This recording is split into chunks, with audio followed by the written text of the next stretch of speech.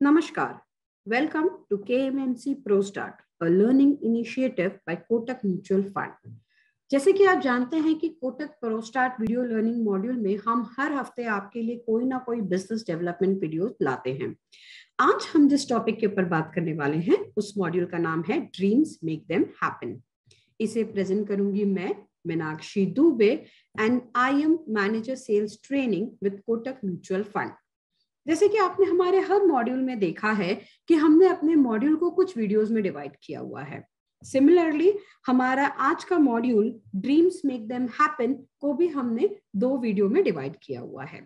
सो आज हम अपने पहले वीडियो में देखेंगे कि ड्रीम्स क्या है, फाइनेंशियल इंडिपेंडेंस कैसे सपनों से रिलेटेड होती है, ये सारी चीजें पाने के लिए राइट इनकम ब्रेकअप क्या होना चाहिए, कंटिजेंसी प्लानिंग का इंपॉर्टेंस, हम जो पैसे सेव करते हैं वो कहाँ सेव होने चाहिए, एक आइडियल टेन्योर क्या होना चाहिए उसका, प्लस हम कैसे अपने पोस्ट टैक्स इनकम में से एक सर्टेन पार्ट को इन्वेस्टमेंट में डाल सकते हैं एंड कैसे हमारी ये इन्वेस्टमेंट जो है वो SIP के थ्रू हमारी मदद करती है इन डूइंग वेल्थ क्रिएशन।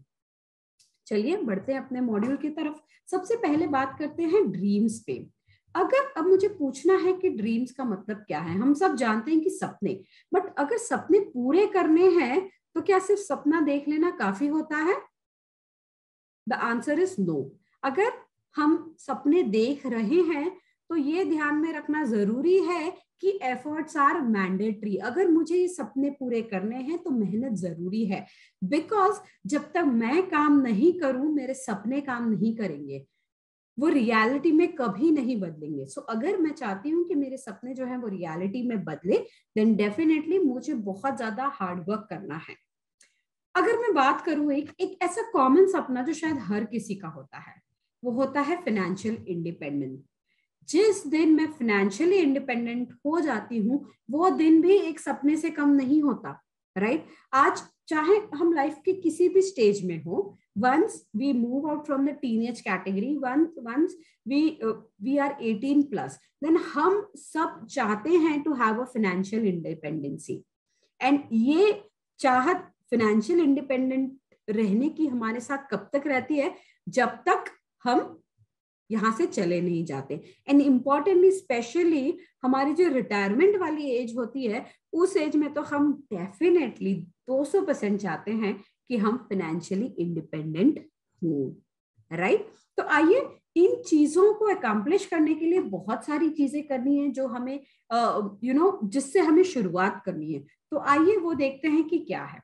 सबसे पहले अगर मैं बात करती हूँ इन्वेस्टमेंट्स के लिए, तो मुझे ये समझना जरूरी है कि राइट इनकम ब्रेकअप क्या होता है। ओके, अब ये देख लेते हैं कि मेरा जो राइट इनकम ब्रेकअप वो वाली जो एक जर्नी है वो कहाँ से शुरू होती है।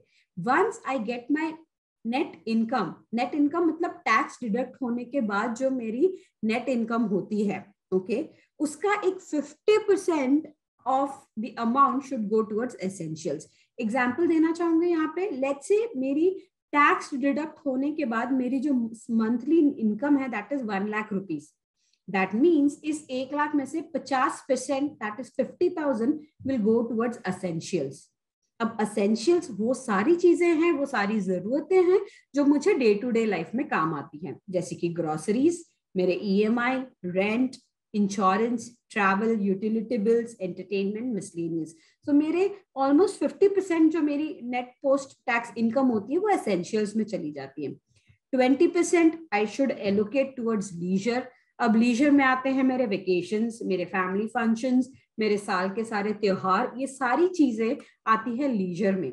सो एक 20% ऑफ माय फंड मैंने एलोकेट कर दिया है टुवर्ड्स मैनेजिंग दीज थिंग्स। अब मेरा जो 30% बचता है that should purely go into investments.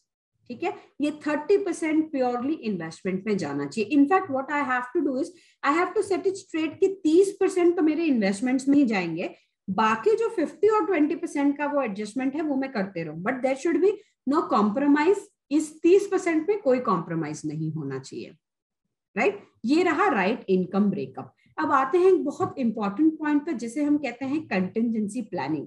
Contingency planning हमें क्यों करनी है? सो दैट ये हमें रेनी डे से बचा सकती है। अगर मुझे इसे सिंपल शब्दों में बात करनी है तो लाइफ में कोई भी अनफोर्सिन इवेंट होता है या इमरजेंसी आती है, उस वक्त जो क्रैश क्रंच होती है उससे बचने के लिए मुझे कंटिंजेंसी प्लानिंग करनी पड़ती है। अब बात यह है कि ये जो रेनी डे होता है ये किन सूरतों में आता है। रेनी डे आता है in the form of pandemic, job loss, death, disability. ये सारी चीजें जो ऐसी होती है जो कई बार हमारी इनकम रोक देती है। एंड उस वक्त अगर मेरे पास कंटिंजेंसी प्लानिंग हो, देन मेरी जिंदगी के कुछ दिन, जब तक मेरी लाइफ नॉर्मल में नहीं आती है, मुझे एटलीस्ट पैसों की दिक्कत नहीं होगी। अब सवाल यह है कि मेरे कंटिंजेंसी फंड में पैसा कितना होना चाहिए। एक थंब रूल है जिसको हम देखते हैं। कहा जाता है कि मेरा हर महीने का जितना असेंशियल एक्सपेंसेस है उसके 6 गुना, दैट मीन्स मेरे 6 महीने की जो असेंशियल एक्सपेंसेस है वो उतना पैसा होना चाहिए इन माई कंटिंजेंसी फंड, सो दैट अगले 6 महीने तक मेरी जो डे टू डे लाइफ है वो चलती रहेगी। अगर पिछले स्लाइड वाले एग्जाम्पल को लेकर मैं आगे चलूं तो 50,000 था जो हमने असेंशियल एक्सपेंसेस के लिए एलोकेट किया था। 50,000 इंटू 6 months, दैट मीन्स मेरा जो कंटिंजेंसी फंड होना चाहिए वो 3 लाख रुपए का होना चाहिए। ओके, अब हमने क्या किया, राइट इनकम ब्रेकअप कर दिया, कंटिंजेंसी प्लानिंग कर दी। अब हम बात करते हैं कहाँ हमको पैसे सेव करने चाहिए। पैसे सेव करने के लिए मेरे पास कुछ ट्रेडिशनल इन्वेस्टमेंट्स है, ठीक है, जिसमें आते हैं फिक्स्ड डिपॉजिट्स, रेकरिंग, बिकॉज ये कंटिंजेंसी फंड वाला पैसा कैसे कि मुझे कभी भी इसकी रिक्वायरमेंट हो सकती है। दो विश यही होगी कि कभी इन पैसों की जरूरत ना रखें, बट अगेन इसको घर पे रखने से बेटर है मैं इसको कहीं पे इन्वेस्ट कर दूं, राइट। इन्वेस्ट ऐसी जगह पे कहाँ करना है जहां पे मुझे लिक्विडेट करने में आसानी हो, तो मैं इसे इन्वेस्ट कर सकती हूँ ट्रेडिशनल इन्वेस्टमेंट्स में, जो कि होते हैं हमारे fixed deposits, recurring accounts, saving bank account, post office के प्रोडक्ट्स, या तो इस पैसे को मैं घर पे भी रख सकती हूँ। बट जब पैसा है तो उसमें ग्रोथ आएगा तो बेटर है, सो दैट मेरी वो अमाउंट भी जो है वो बढ़ती रहेगी। मेरा कंटिंजेंसी फंड बिना में और पैसे इन्वेस्ट किए वो आगे जो है और इंक्रीज होता रहेगा। अगर मुझे वो चाहिए तो मुझे एक आइडियल इन्वेस्टमेंट स्टाइल ढूंढने की जरूरत है, जिसको अगर मैं आइडियल इन्वेस्टमेंट ऑप्शन ले रही हूँ देन मैं इसे इन्वेस्ट कर सकती हूँ लिक्विड फंड्स में, डायनामिक बॉन्ड फंड्स में, ठीक है। और अब बात करते हैं कि किस तरीके से इन्वेस्ट कर सकती हूँ। I can invest it through SIP, lump sum और ट्रांचेस, ठीक है। SIP मुझे पता है कि मुझे 3 लाख रुपए कंटिंजेंसी फंड में रखने हैं, या तो मैं पूरे के पूरे लमसम कर दूं, या तो मैं ट्रांचेस करूं कि जैसे जैसे पैसा आता जाएगा वैसे वैसे मैं कंटिंजेंसी फंड बनाऊं, या तो मैं एक चीज कर सकती हूँ कि मुझे चाहिए कि स्लो एंड स्टेडी ये बन जाए, तो what I can do is may be SIP start कर दूं मैं, राइट। एक SIP में स्टार्ट कर दूं एंड जिससे इन 6 months 12 months what ever time I decide मेरा ये कंटिंजेंसी फंड जो है वो तैयार हो जाए। अगला इंपॉर्टेंट स्टेप है मुझे टेन्योर डिसाइड करना है। किसी भी इन्वेस्टमेंट का टेन्योर यानी कितने समय तक ये पैसे इन्वेस्टेड रहेंगे वो मुझे देखना जरूरी है।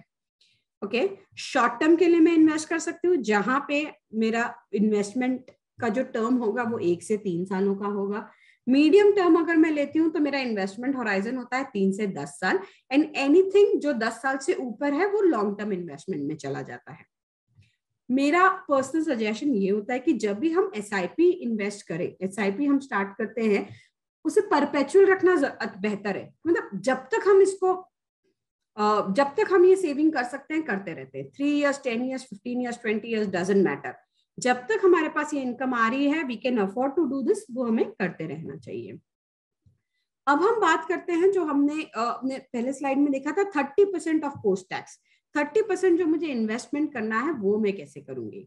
अब यहाँ पे एग्जाम्पल के तौर पे इस जेंटलमैन की एनुअल पोस्ट टैक्स इनकम है 4 लाख रुपए। अब हमने कहा था कि पोस्ट टैक्स इनकम के 30% जो है वो इन्वेस्टमेंट होनी चाहिए, that means 1,20,000 in this case. अब इस 1,20,000 को लमसम में इन्वेस्ट करने से बेटर है मैं हर महीने की 10,000 की SIP करा दूं।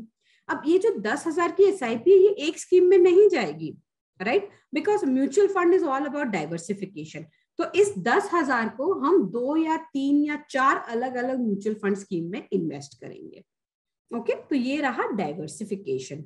अब हम बात करते हैं कि क्या ये 10,000 रुपए मुझे वेल्थ क्रिएशन करने में हेल्प करेगा। आइए let us have a look.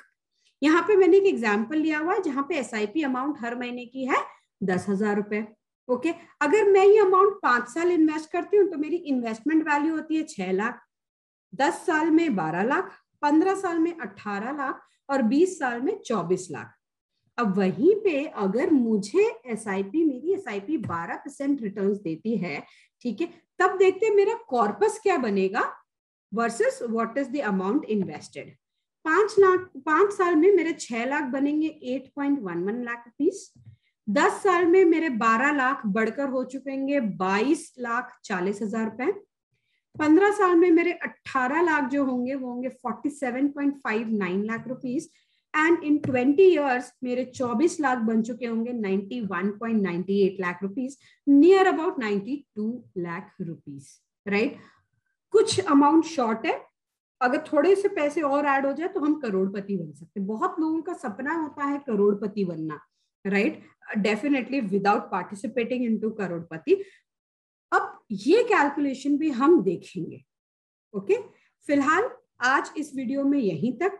हमारे जो वीडियो 2 होगा उसमें हम देखेंगे कि कैसे हम करोड़पति बन सकते हैं, गोल बेस्ड इन्वेस्टमेंट्स कैसा होना चाहिए, क्या एसेट क्लासेस अवेलेबल है हमारे पास, कौन से इन्वेस्टमेंट इंस्ट्रूमेंट्स अवेलेबल है हमारे पास, और जब हम इन्वेस्टमेंट कर रहे हैं तो कौन सी चीजों का हमें ध्यान रखना है, ये हम देखेंगे हमारे वीडियो 2 में। जाने से पहले I will leave you with the screen. ये सारे पॉइंट्स है जहां पे आप हमसे कनेक्ट कर सकते हैं। मेरी रिक्वेस्ट होगी आप सबसे कि प्लीज केएमएमसी प्रोस्टार्ट यूट्यूब चैनल को आप सब्सक्राइब करें एंड नोटिफिकेशन बेल पे क्लिक करें, सो दैट फ्यूचर के हमारे जितने भी लर्निंग वीडियोस आए आपको उसकी नोटिफिकेशन जो है वो मिलती रहे। Thank you.